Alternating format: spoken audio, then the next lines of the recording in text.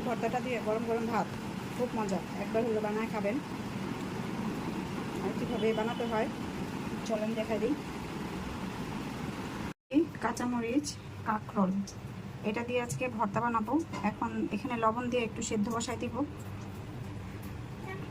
যেগুলো সেদ্ধ হয়ে গেছে, এই যে এখানে পেঁয়াজ কুচি করে নিছি, যে বরবটি সেদ্ধ, কাঁকরোল সেদ্ধ, ধনে পাতা, এই যে কাঁচামরিচ সেদ্ধ করে নিছি।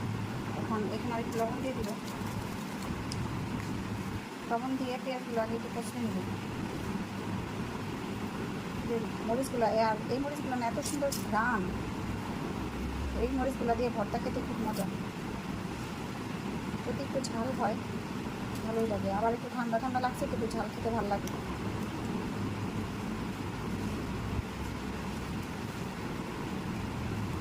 আমি কাঁকরোল ভর্তা খাইছি পাটায় বেটে, হাতে কখনো কখনো খাইনি। বরবটি সেদ্ধ পাটায় বেটে ভর্তা খাইছি। তো একজনকে দেখছি আপনার এরকম কাঁকরোল আর বরবটি এরকম সেদ্ধ করে ভর্তা বানাইছে, দেখে খুব ভালো লাগলো। আজকে আমিও বানাতে চলে আসলাম, আশা করি মজাই হবে। গরম আছে এখন, এমনি তো কাঁকরোল ভর্তা মজাই লাগে। কাঁকরোলের বিচিগুলো না এভাবে চাপ দিলেই ভেঙে যাচ্ছে।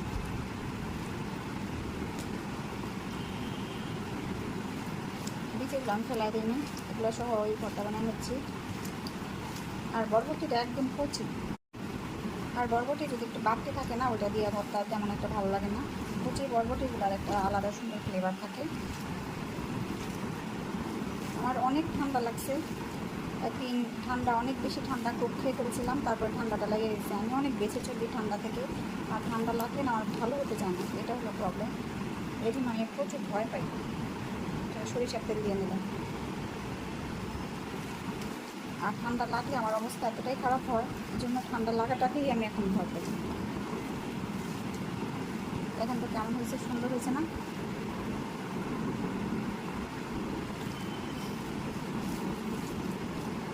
টেস্ট করি, অনেক মজা হয়েছে। গরম পা দিয়ে খাবো এখন।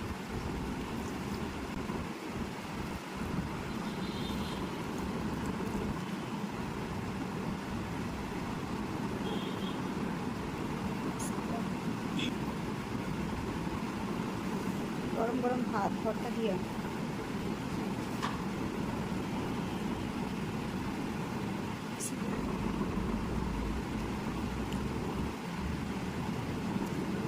ভর্তা দিয়ে ভাত, কাঁকরোল আর বরবটি ভর্তা খেয়ে দেখবেন সেই মজা।